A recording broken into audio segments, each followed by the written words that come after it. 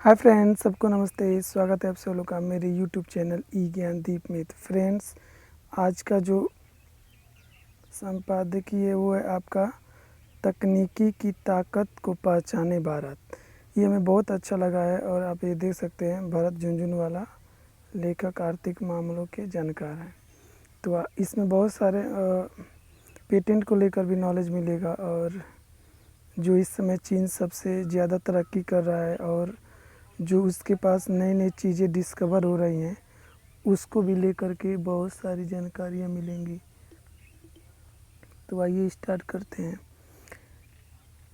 Observer research foundation के अनुसार hypersonic 5G internet, genetics, artificial intelligence, 3D printing संबंधित तकनीक से यह होगा कि विश्व पर किसका दबदबा रहेगा।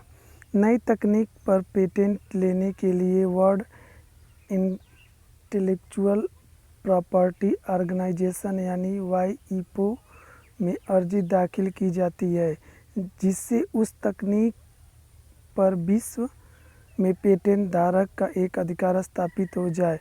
WIPO के अनुसार गत वर्ष चीन ने अमेरिका से अधिक संख्या में पेटेंट की अर्जियां दाखिल की है और 1999 में चीन केवल 300 अर्जी दाखिल की थी, जो गत वर्ष 59,000 हो गई, जबकि अमेरिका केवल 58,000 अर्जियां दाखिल की गई। इस तरह अमेरिका चीन से पिछड़ गया। यह भी सामने आया कि चीन की कंपनी हुआवे लगातार तीसरे वर्ष सर्वाधिक पेटेंट फाइल करने वाली वैश्विक कंपनी बन गई है।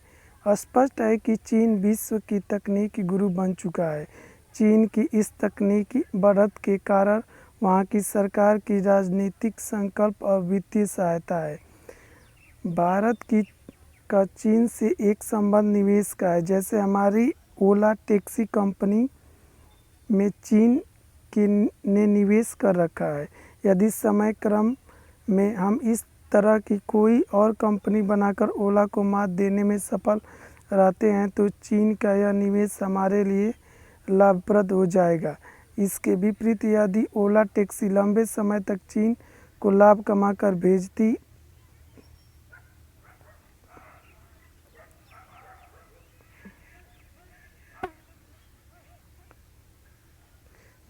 रहे तो यह निवेश हमारे लिए हानिप्रद हो जाएगा। इसलिए चीन से निवेश बंद करने का प्रभाव इस पर निर्भर करेगा कि हम में दम कितना है। यदि हमने घरेलू पूंजी एकत्रित कर ली अथवा सरकार ने पूंजी उपलब्ध करा दी तो चीन से पूंजी न मिलने का हम पर सकारात्मक प्रभाव पड़ेगा। इसी प्रकार व्यापार का विषय है। हमारे माल का उत्पादन लागत अधिक आती है और इसलिए हम चीन से पिट रहे हैं। इस परिस्थिति में यदि हम चीन से आयात नहीं करते तो हमें स्वयं तो महंगे माल खपत करनी ही पड़ेगी, साथ ही साथ हम विश्व बाजार से बाहर हो जाएंगे। चीन से व्यापार करें या न करें, दोनों स्थितियाँ में हम मार खाएंगे। यदि हम व्यापार करेंगे तो चीन का सस्ता माल हमारे बाज़ार में आएगा और हमारे उद्योगों को नष्ट करेगा। अगर हम व्यापार नहीं करेंगे तो हमारे माल का उत्पादन महंगा पड़ेगा और हम पुनः मार खाएंगे। इसलिए आज विषय यह नहीं है कि हम चीन से व्यापार करें या न करें। विषय यह है कि क्या हम अपने माल को चीन की तरह सस्ता बना सकते हैं। आखिर हम तकनीक के सृजन में चीन से कमज़ोर क्यों पड़ रहे हैं। 1950 में ही नहीं बल्कि 1980 में भी हम चीन से आगे नहीं तो उसके बराबर थे। हम फिर से बराबरी और बढ़त हासिल करने के लिए हमें वित्तीय सहायता और राजनीतिक संकल्प दोनों पक्षों पर विचार करना होगा। भारत सरकार द्वारा जारी 2017-18 के आर्थिक सर्वेक्षण में कहा गया कि पिछले 20 वर्षों से रिसर्च पर देश की कुल आय की या जीडीपी का केवल 0.7% रकम खर्च की जा रही है, जबकि चीन द्वारा 2.1%। लेकिन यह ध्यान रहे कि चीन की जीडीपी हमसे लगभग 5 गुना है।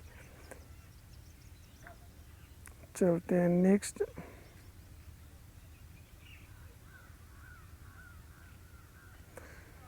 इसलिए शुद्ध रकम में हम चीन के द्वारा खर्च की जा रही रकम का केवल 7% रिसर्च में निवेश कर रहे हैं।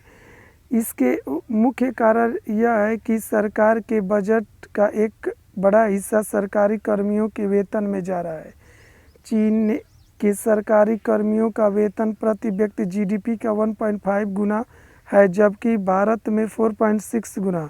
मेरा मानना है कि 20 वर्ष पूर्व लागू 5वें वेतन आयोग के बाद से भारत सरकार की स्थिति ऐसी रही ही नहीं कि वह शोध अनुसंधान में अपेक्षित निवेश कर सके।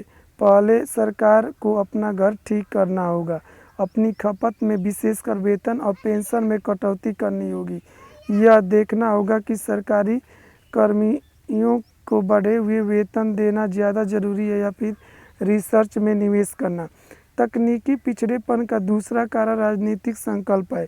यह किसी से छिपा नहीं है कि हमारे अधिकांश सरकारी विश्वविद्यालय एवं रिसर्च संस्थाओं की स्थिति लचर है। कुछ समय पूर्व किसी विश्वविद्यालय के एक से सेवानिवृत्त प्रोफेसर से चर्चा हुई तो उन्होंने बताया कि मुझे काम न करने की आदत पड़ गई है, इसलिए सेवानिवृत्ति के बाद काम न करने में मुझे कोई कठिनाई नहीं होती। यह बताते चले कि अमेरिका की अब तक की तकनीकी अगुवाई के पीछे अमेरिका विश्वविद्यालयों की बहुत बड़ी भूमिका रही। चीन में भी वहाँ के विश्वविद्यालयों की भूमिका है, लेकिन हमारे विश्वविद्यालय रिसर्च के स्थान पर केवल छात्रों को सर्टिफिकेट बांटते हैं। भारत को चेतना चाहिए। इस समय चीन की दबंगई पर हाहाकार करने का नहीं है। चीन विश्व से अलग थलग पड़ने वाला नहीं है। तुलसीदास ने कहा है, समर्थ को नहीं दोष गुसाई। साफ है कि भारत को पहले स्वयं को समर्थ बनाना होगा।